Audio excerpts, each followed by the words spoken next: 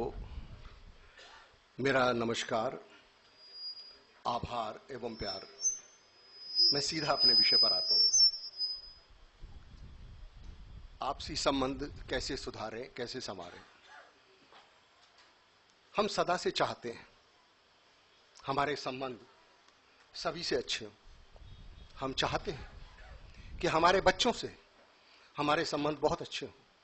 हमारे बच्चे अनुशासन प्रिय हों, मृदुभाषी हों, संस्कारवान हों, पढ़ने लिखने में बहुत तेज हों, खर्चा ना के बराबर करने वाले हों, हमसे व्यर्थ की जबान न लड़ाएं, हर समय हमारे मूड मिजाज के अनुसार हमारी आज्ञा पालन को तत्पर रहें, क्योंकि हम उन्हें पाल पोस कर बड़ा कर रहे हैं। तो इतनी चाहना रखना कोई अनुचित बात नहीं है। हमारे माता पिता हमारे साथ रहते हैं, ठीक है, लेकिन वो हमसे फालतू की टोका टाकी ना करें। उन्हें भोजन, आवास, दवाइयां, सारी सुविधाएं समय से मिल तो रही हैं। वो अपना जीवन जी चुके हैं। अब हमारी जीवनचर्या में, हमारी दिनचर्या में बेकार की टोका टाकी, फिजूल की दखलंदाजी ना करें। हम अपनी पत्नी के लिए सारी सुविधाएं, सारी आवश्यकताएं समय से पहले करके रखते हैं। फिर क्यों वो हमें चैन से जीने नहीं देती? क्यों हर समय हमारे मामले में टांग अड़ाए रखती है? हर समय हमारे सर पे सवार रहती है? पत्नी कहती है कि मैं कितना कुछ छोड़कर इनके घर आई हूं, इनका ख्याल करती हूं, इनके परिवार का ख्याल करती हूं, इनके बच्चों का ख्याल करती हूं, सारा काम समय से पहले करके रखती हूं, और इनको फिर भी कुछ पसंद नहीं आता। इनकी शिकायतें खत्म नहीं होती। जरा सा कुछ आगे पीछे हो जाए, कोई भूल चूक हो जाए, तो ये सारा घर आसमान पे उठा लेते हैं। मैं तो तंग आ चुकी हूं। कितने साल मैंने इस आदमी को दिए अपनी जिंदगी के, और इसको मेरी कदर ही नहीं है। जरा सा कुछ कह दो तो मुंह बना लेते हैं। कहने का भाव यह है कि जितने भी संबंध हैं, जितने भी रिश्ते हैं, सौहार्द नहीं है, शांति नहीं है, तृप्ति नहीं है, और कारण है अपेक्षाओं का, आशाओं का, नियमों का बहुत ज्यादा होना। बच्चे परमात्मा का प्रसाद है। हम केवल मार्ग हैं जिससे वो आते हैं। हमारे बच्चे अच्छे हों ये चाहना अनुचित नहीं है, क्योंकि का कारण अनुचित है। हम यदि बच्चों को पाल पोस कर बड़ा कर रहे हैं, कोई एहसान नहीं है, ये प्राकृतिक है, ये नैसर्गिक क्रियाएं हैं। जब से सृष्टि बनी है और जब तक सृष्टि रहनी है, ये कर्तव्य रहना है। दूसरा, हम और हमारे दूसरे सदस्यों के साथ व्यवहार कैसा है ये देखना होगा। हमारा स्वभाव कैसा है ये देखना होगा। हमारी आदतें कैसी हैं ये देखना होगा। और निश्चय ही हम अपने बारे में कुछ नहीं जानते, लेकिन हमारे बच्चे निरंतर निरंतर हमें देखते रहते हैं। हमारे माता पिता हमारे साथ रहते हैं। हम उनसे किस टोन में बात करते हैं ये हमारे बच्चे देखते हैं। हम उनसे कितने आदरपूर्ण हैं ये हमारे बच्चे देखते हैं। या हम उनसे झल्लाट से परिपूर्ण है ये हमारे बच्चे देखते हैं। हमारा पति पत्नी का रिश्ता आपस में कितना प्रेमपूर्ण है या पाखंड से परिपूर्ण है ये हमारे बच्चों से छिपा नहीं है। कहने का भाव यह है कि यदि हमारे कथनी और करनी में बच्चे भेद पाते हैं तो वो कैसे हमारे प्रति आदरपूर्ण हो सकेंगे, कैसे हमारे प्रति प्रेमपूर्ण हो सकेंगे। हमारे घर अतिथि आते हैं, संबंधी आते हैं, मित्र आते हैं, रिश्तेदार आते हैं, पड़ोसी आते हैं, जो हमारे स्टाफ के लोग हैं वो आते हैं, या विभागीय कर्मचारी आते हैं। उन सबसे हमारा आतिथ्य सत्कार कैसा होता है, हमारा वार्ता व्यवहार कैसा होता है, और क्या वो सबसे समान रूप में होता है या उसमें कुछ फर्क होता है, ये हमारे बच्चे देखते हैं। मेरे पिता पक्ष के लोग भी आते हैं, मेरी माता पक्ष के भी लोग आते हैं, मेरे अपने पक्ष के भी लोग आते हैं, मेरी पत्नी के पक्ष के भी लोग आते हैं, मेरी पुत्र के पक्ष के भी लोग आते हैं, मेरी पुत्र वधू के पक्ष के भी लोग आते हैं, मेरी पुत्री के पक्ष के भी लोग आते हैं, और मेरे दामाद पक्ष के भी लोग आते हैं। तो क्या हमारे पूरे घर वाले, हमारे घर के सभी सदस्य उनके प्रति समान रूप से उत्साही होते हैं, स्वागतोत्सुक होते हैं, या उनमें कुछ भेदभाव होता है, कुछ उत्साही होते हैं, कुछ उदासीन होते हैं? हमारे अतिथि कुछ समय हमारे पास रहकर चले जाते हैं। उनके जाने के पश्चात हमारे घर में उनके प्रति कैसी चर्चाएं होती हैं, कैसी टिप्पणियां होती हैं, तो क्या जिस वक्त वो थे हमारे पास और जब वो चले गए उसके बाद जो चर्चाएं हो रही हैं उनमें समानता है या कोई फर्क है? ये हमारे बच्चे देखते हैं। हम जो ये व्यवहार कर रहे हैं ना, ये बच्चे की मन की पूरी कोरी स्लेट होती है, उस पर हम अपने परिवार का संस्कार शास्त्र लिख रहे होते हैं। अब हम गीता लिख रहे हैं या कोई भ्रष्ट शास्त्र लिख रहे हैं? हम जो लिख रहे हैं वो मार्ग पे डालने वाला है या मार्ग से भटकाने वाला है? उसके जिम्मेदार सिर्फ और सिर्फ हम हैं। हमारे संबंध अच्छे हों, लेकिन चाहना अलग बात है। उसके लिए हमें गंभीर होना होगा, समर्पित होना होगा, प्रेमपूर्ण होना होगा, संवेदनाओं से परिपूर्ण होना होगा।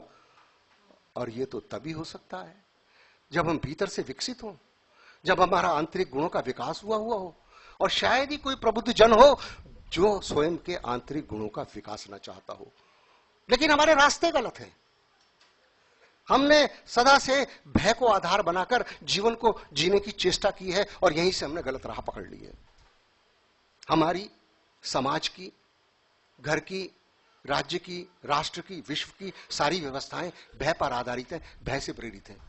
हम भय का प्रयोग कर करके ही लोगों को अच्छा बनाने की चेष्टा करते आ रहे हैं और सदियों सदियों से परिणाम विपरीत आए हैं। हमें लगता है यदि कानून का भय ना हो, समाज का भय ना हो, दंड का भय ना हो तो लोग बहुत बुरे हो जाएंगे। लेकिन लोग अच्छे कहां हो पाए? जिन्हें अच्छा ही होना था वो भयभीत हो गए, डर गए, कमजोर हो गए। और जो नहीं डरे उन्हें डराया जा सकता ही नहीं। मेरे देखे भय नरक का द्वार है और प्रेम स्वर्ग का द्वार है। हमें यह बहुत अच्छी तरह से समझ लेना होगा कि लोगों को भयभीत करना कोई बहुत कठिन काम नहीं है। हां, लेकिन लोगों को प्रेम से आपूरित करना बहुत कठिन काम है, क्योंकि प्रेम के लिए चाहिए एक आंतरिक विकास, जबकि भय के लिए विकास की क्या जरूरत है? और हम तो छोटे से बच्चे से भी भय का प्रयोग करके ही व्यवहार करते हैं। या यूं कह लें कि बचपन से ही हमें भय का पाठ पढ़ाया जाता रहा है या हम भय का पाठ पढ़ते आ रहे हैं।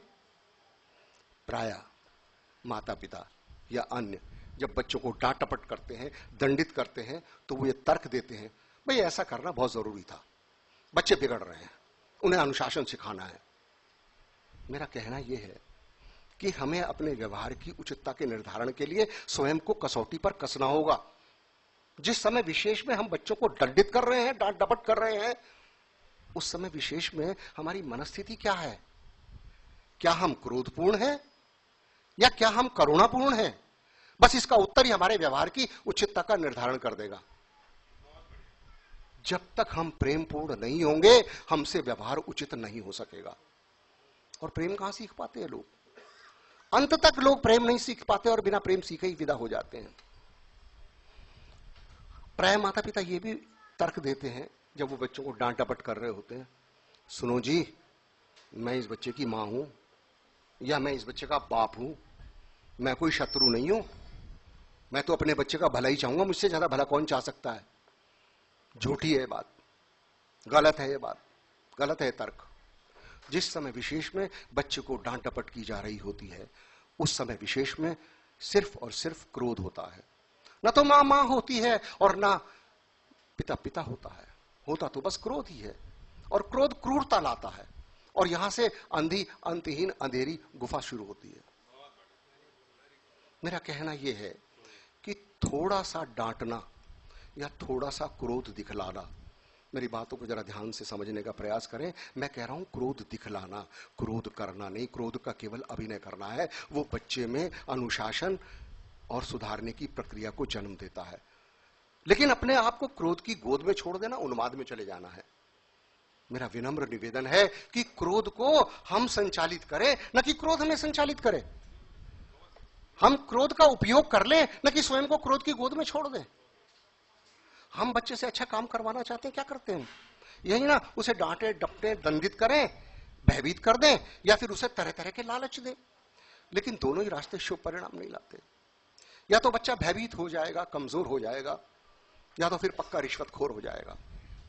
दूसरा, बच्चा पूरी तरह से हम पर निर्भर है। और यह बड़ी भारी विडंबना है कि प्रकृति में जितने भी जीव हैं, उन सभी में मनुष्य का बच्चा सबसे ज्यादा कमजोर और असहाय है। सारे प्राणी जगत में, सारे पशु जगत के बच्चे केवल महीना 15 दिन अपनी मां के पर निर्भर रहते हैं। लेकिन ये मनुष्य का बच्चा इतना कमजोर और असहाय है कि इसे तो वर्षों वर्षों वर्षों तक माता पिता का सहारा चाहिए। और यही कारण है कि बच्चा पूरी तरह से हम पर निर्भर है और हम बच्चे को डरा डरा कर उसे अच्छा बनाने को प्रयत्नशील रहते हैं और यहीं से गलत नींव पड़ जाती है। बच्चा यदि डर जाता है, सहम जाता है, वो चुपचाप बैठा है, शांत बैठा है, तो वो बैठा तो शांत है लेकिन उसके भीतर शांति तो नहीं है। उसने शांति नहीं, उसने भय का पाठ सीखा। और यही कारण है कि बच्चे बड़े होकर हृदय से अपने माता पिता का आदर नहीं कर पाते। वो बचपन की जातियां, वो भय उनके अवचेतन मन पर घर कर चुका होता है और जब बच्चे बड़े होते हैं तो वो भय उल्टे रूप ले लेता है और बच्चा अपने मन में एक वैर की गांठ, एक अनादर की गांठ रख लेता है। अब यदि बच्चा कच्चा है, कमजोर है, तो वो सदा के लिए हारा, निस्तेज, भीरू और कायर हो जाता है। और यदि अहंकारी है तो वो क्रोधित होकर और भी दुष्ट, धृष्ट और उदंड हो जाता है।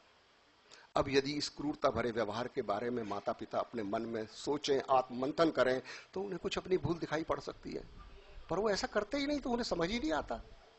मेरा स्पष्टतया से मानना है कि किसी की भी भूल को हम केवल प्रेम, विनम्रता, धैर्य और शांति के साथ नितांत एकांत में, मित्रवत स्वर में उसका ध्यान उसकी भूल की ओर आकर्षित कर पा सकते हैं। मेरे पास तो इसके अतिरिक्त और कोई उपाय नहीं है। हजारों हजारों वर्षों से दंड व्यवस्थाएं चल रही हैं। आज तक किसी भी दंड व्यवस्था से हम किसी को सुधार नहीं पाए हैं। जो भी दंड व्यवस्था व्यवहार में लाई जाती है वो दंड देने वाले को ही बुरा बना दे। भय के आधार पर, भय से बुराइयां मिटती नहीं है, बुराइयां नष्ट नहीं होती, भय से बुराई दब जाती है और जब वो भय की स्थितियां बदलती हैं तो वो दबी हुई बुराई दूने चौगने वेग से उभरती है। भय के आधार पर समाज में जो हमें अच्छे लोग नजर आते हैं वो अच्छे नहीं हैं, सिर्फ नजर आते हैं। उन्हें अच्छा मानना हमारी भूल है। वो ऐसी भूल है कि हम नपुंसक व्यक्ति को ब्रह्मचारी मान बैठे। एक और बड़ी भारी विडंबना है, आपका मैं ध्यान आकृष्ट करना चाहूंगा, आप सब स्वीकार करेंगे। केवल निर्दोष है, जिसमें कोई अवगुण नहीं है, जिसने किसी का कभी बुरा नहीं किया, जो सदा अच्छा करके चला है, उसे समाज में आप कहेंगे, हां कहेंगे कि उसे सीना तान के आंख उठाकर चलना चाहिए। और जिसने लोगों को छला है, लोगों को ठगा है, जो लोगों के साथ अन्याय किया है, हिंसाएं की हैं, कलह की है, उसे शर्म आनी चाहिए, उसे आंखें नीची करके चलने चाहिए। क्या है उसमें जो समाज के सामने आंख उठाकर चले? लेकिन भय का शास्त्र बड़े उल्टे परिणाम देता है। जो सज्जन व्यक्ति है वो भयभीत हो जाता है और इसके साथ ही उसकी सृजनशीलता पर चोट पड़ जाती है।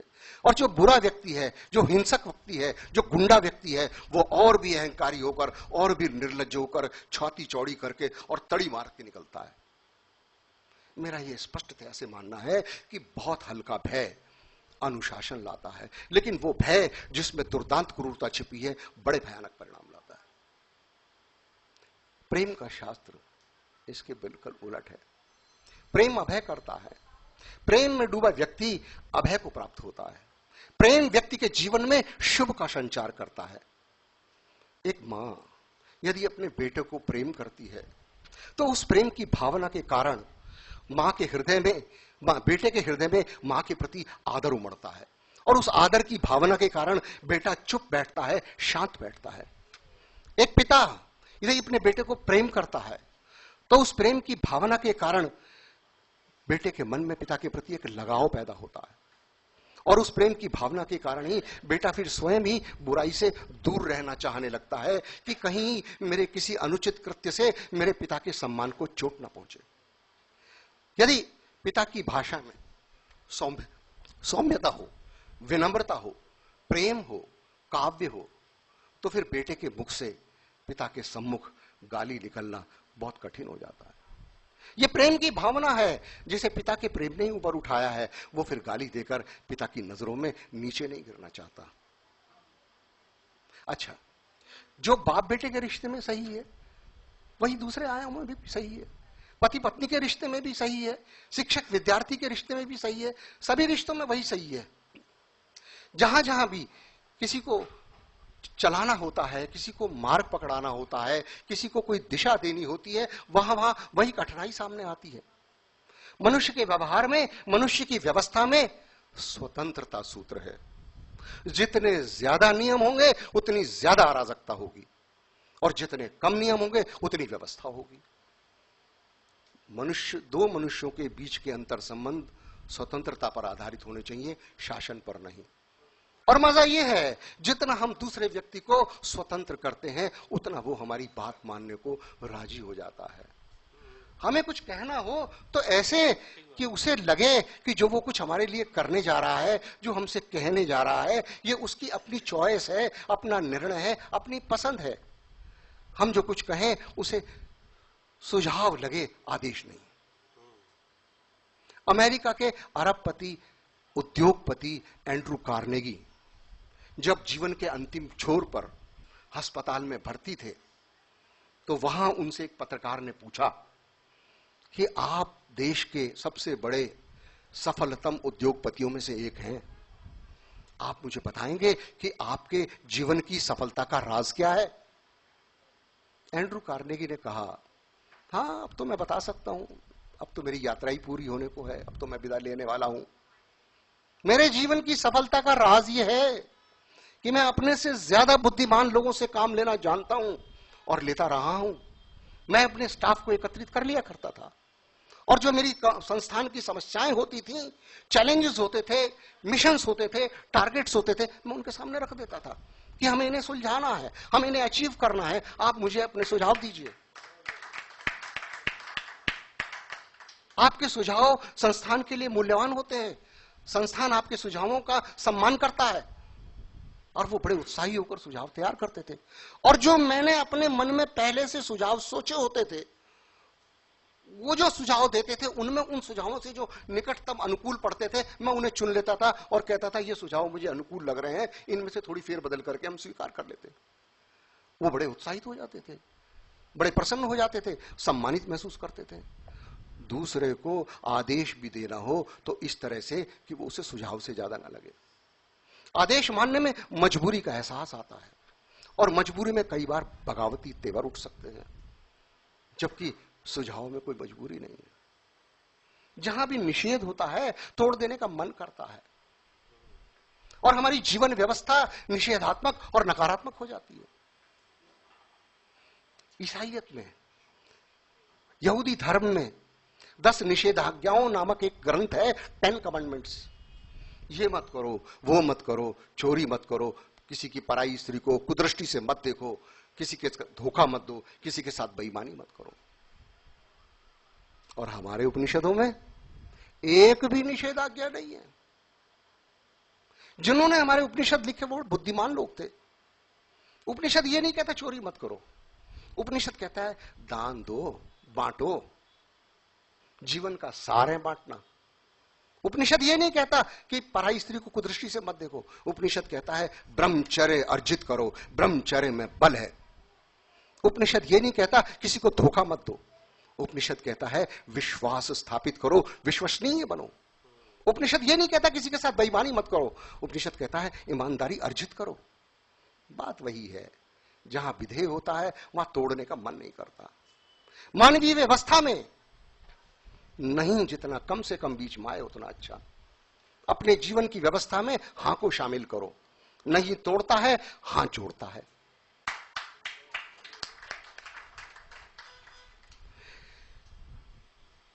पचास नहीं वाले नियम एक हां वाले नियम में समाहित हो जाते हैं।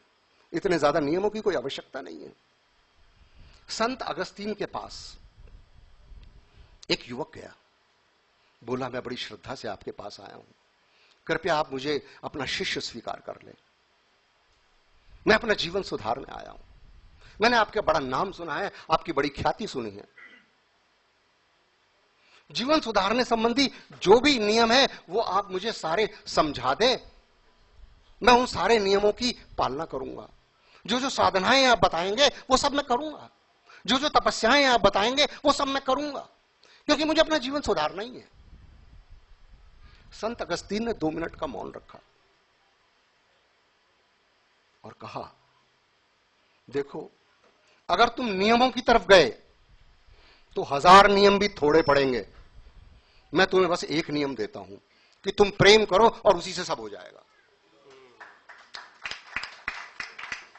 अब जरा सोचें, जो किसी को प्रेम करेगा, करेगा प्रेम, वो उससे चोरी करेगा। जो किसी से प्रेम करेगा वो उसको धोखा देगा। जो किसी से प्रेम करेगा वो उसको अपमानित करेगा। जो किसी से प्रेम करेगा वो उससे हिंसा करेगा।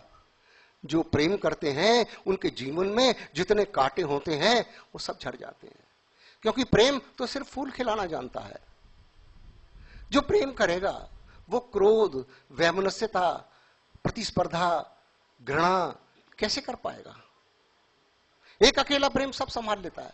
जो प्रेम करता है वो प्रेम सदा देकर खुश होता है, कंजूस सदा रोक कर खुश होता है। प्रेम माफी मांगकर खुश होता है, अहंकारी माफी मंगवा कर खुश होता है। प्रेमी को एक मिनट नहीं लेता, कोई ईगो नहीं आती उसके, कोई अहंकार नहीं आता, एक मिनट नहीं लगता उसे माफी मांगने में। और अहंकारी माफी मांगने में गर्दन कट जाती है उसकी। वो गर्दन कटवा सकता है, माफी नहीं मांग सकता, वो माफी मंगवाता है। सारे नियम, सारे धर्मशास्त्र उसके लिए हैं जो प्रेम नहीं कर सकता। और जो प्रेम कर सकता है, जो प्रेम में ही रस पक गया है, जो समग्र रूपेण प्रेम ही हो गया है, प्रेम जिसका स्वभाव हो गया है, प्रेम जिसकी चित्त की अक्षुण्ण दशा हो गई है, उसे तो बड़े से बड़ा शास्त्र मिल गया। उसे अब किस शास्त्र की जरूरत है? बल्कि मैं तो कहता हूं अब यह संभव है कि उससे जो निकले वो शास्त्र हो। अब वो शास्त्रों का पठनता नहीं, अब वो शास्त्रों का निर्माता हो गया है। जीसस कहते हैं प्रेम परमात्मा है। प्रेम का सार सूत्र क्या है? प्रेम का सार सूत्र है जो और जैसा मैं अपने लिए चाहता हूं वो और वैसा मैं दूसरों के लिए करूं। जो और जैसा मैं अपने लिए नहीं चाहता हूं वो और वैसा मैं दूसरों के लिए नहीं करूं। प्रेम का अर्थ है कि अपने समान ही और अपने जैसा ही दूसरों को जान पाऊं, आत्मवत। और यदि मैं एक को भी ऐसा जान पाता हूं अपने समान और अपने जैसा ही, तो फिर द्वार खुल गए।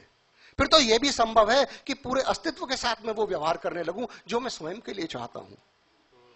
जो जो किरणें हम छोड़ते हैं वही वही किरणें हम पर बरसने लगती हैं। जो जो हम देते हैं वही वही लौटकर हमको मिलने लगता है। जो प्रेम हम देते हैं वही 1000 गुना होकर हमें लौटकर मिलता है। हम यदि मुस्कुराते हैं तो पूरा जगत हमारे साथ मुस्कुराता है, लेकिन यदि हम रोते हैं तो फिर हमें अकेले ही रोना पड़ता है, क्योंकि अस्तित्व तो रोना जानता ही नहीं। हम अपने बच्चों को, अपनी पत्नी को, अपने परिवार को, अपने सभी को बस प्रेम दें और वो प्रेम सब कुछ संभाल लेगा। हम उन्हें हृदय की छांव दें, हम उन्हें अपने हृदय का प्रेम का भाव दें और वो प्रेम ही सब संभाल लेगा। क्षण क्षण की संवेदनाएं हैं, प्रति क्षण का जो संवेदन ले आता है उसी को जीना है। नियम से नहीं जीना, भाव से जीना है, और वही प्रेम है। दो व्यक्तियों के अंतर संबंधों में जितने कम से कम नियम हो उतना अच्छा। कानून व्यवस्था के लिए, कचहरी के लिए, पुलिस के लिए, फौज के लिए, राज्य सरकारों के लिए नियम अनिवार्यता है, वहां नियम होंगे, लेकिन दो व्यक्तियों के संबंध आपस में जितने प्रेम पर आधारित हो उतना अच्छा है। हम गुरु के पास जा रहे हैं और वहां पहुंचकर हमारे मन में गुरु के प्रति झुकने का भाव उठाए, एक प्रेम का भाव उठाए, एक अनुग्रह का भाव उठाए, हमारे मन में एक श्रद्धा का भाव उठाए, झुक जाना और वहां मिलेगा और निश्चित मिलेगा। लेकिन रस्म अदायगी के लिए नहीं झुकना, देखा देखी या दिखावे के लिए नहीं झुकना, भाव से झुकना। हम घर जा रहे हैं, रास्ते में लाल बत्ती पे हमें गाड़ी रोकनी पड़ी, हमारे कांच पे फूल वाले ने दस्तक दी और फूल देख के हमें पत्नी की याद आई। मन में उसके प्रति प्रेम का भाव उठा, एक अनुग्रह का भाव उठा, कितना मेरे लिए करती है, और मैं वो फूल खरीद लेता हूं। तो अब ये फूल बहुमूल्य है, और ये मूल्य बाजार का मूल्य नहीं है, ये मूल्य प्रेम का मूल्य है। लेकिन यदि हमने डेल कार्नेगी की पुस्तकें पढ़ी हैं कि रिश्ते कैसे मधुर करें, लोगों को प्रभावित कैसे करें, तो फिर ये फूल कुरूप है, तो फिर ये फूल ढोंग है, फिर ये फूल पाखंड है, और पाखंड देर अवेर दूसरे को भी पता चल जाता है। और पत्नियां जानती हैं कि पति उपहार लाते हैं, लेकिन तब लाते हैं जब वो भीतर से अपने को अपराधी महसूस करते हैं। आज जरूर किसी पराई स्त्री को घूर कर देखा है, इसलिए आइसक्रीम लाया है। और यदि सोने का हार लाया है, हीरे का हार लाया है, तो फिर कोई बड़ा कांड किया है।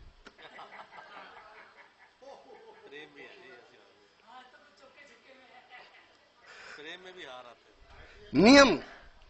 नियम से नहीं,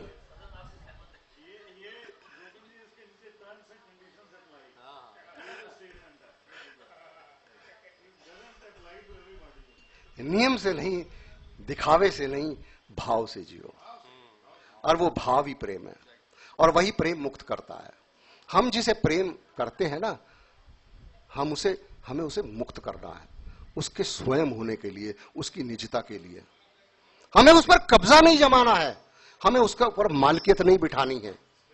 ऐसा जरूर कुछ उसमें होगा जो हमें पसंद नहीं हो, लेकिन सवाल हमारी पसंद का नहीं है, सवाल उसकी निजता का है। प्रेम किसी को सुधारता नहीं है।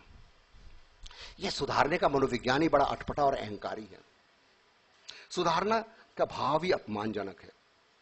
इसका मतलब ये तुम जैसे हो ना ठीक नहीं हो, पहले हमें तुम ठीक करेंगे, हम कुछ काटेंगे, कुछ छांटेंगे, कुछ मोड़ेंगे, कुछ तोड़ेंगे, फिर तुम्हें मरोड़ तरोड़ के अपने नाप का बनाएंगे।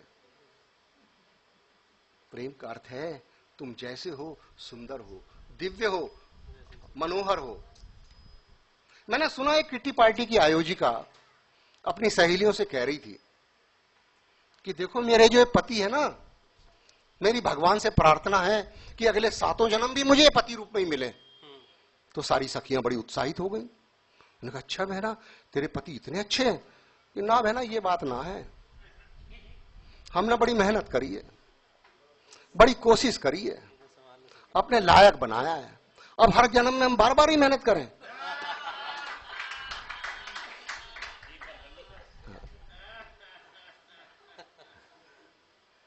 प्रेम किसी को सुधारता नहीं है, और जितना व्यक्ति प्रेम में सुधरता है और किसी तरीके से सुधरता ही नहीं है। वो कहता है मैं क्या ऐसा करूं, क्या मैं ऐसा बनूं कि अपने प्रेम पात्र के हृदय में स्थान पाऊं। प्रेम कुलीन करता है। प्रेम आता है तो बाढ़ की तरह आता है और हमारी समस्त बुराइयों को, हमारी सारी अवगुणों को बहाकर ले जाता है। प्रेम, जैसे हमने वो शुरू में प्रार्थना की थी ना कि हे ईश्वर मुझे शांति का माध्यम बना लो, मैंने प्रेम की एक संकल्प प्रार्थना 2 लाइन की बनाई है कि मैं बस प्रेम और प्रेमी हो जाऊं, मैं समग्र रूप से प्रेमी हो जाऊं। प्रेम मेरा स्वभाव हो, प्रेम मेरे चित्त की अक्षुण्ण दशा हो, प्रेम मेरा स्टेट ऑफ माइंड हो, प्रेम मेरा लविंग एटीट्यूड हो, प्रेम मेरा लविंग नेचर हो। और ऐसा प्रेम यदि मैं किसी से भी कर पाऊं तो फिर भी ऐसा प्रेम अकेले में नहीं रहता, पूरे अस्तित्व में फैल जाता है। और फिर ये प्रेम ही एक दिन मुझे परमात्मा से मिला देगा। मोहब्बत से ऊंचा नहीं कोई मजहब, मोहब्बत से ऊंची नहीं कोई जात। इति धन्यवाद। आपसे प्रेम बांटने को उत्सुक आपके हृदय के समीप गोविंद प्रकाश।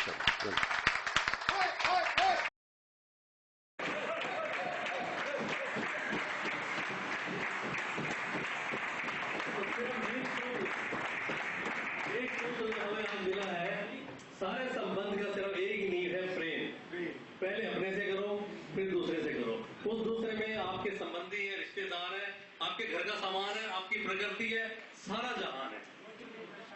तो दोस्तों बस ज्यादा समय न लेते हुए बस ये कुछ टूटे हैं तो उसे सजाना सीखो, कुछ रूठे हैं तो उसे बनाना सीखो। रिश्ते तो मिलते हैं नसीबों से, बस उसे खूबसूरती से निभाना सीखो। तो रिश्ते निभाए। मैं बहुत बहुत शुक्रिया।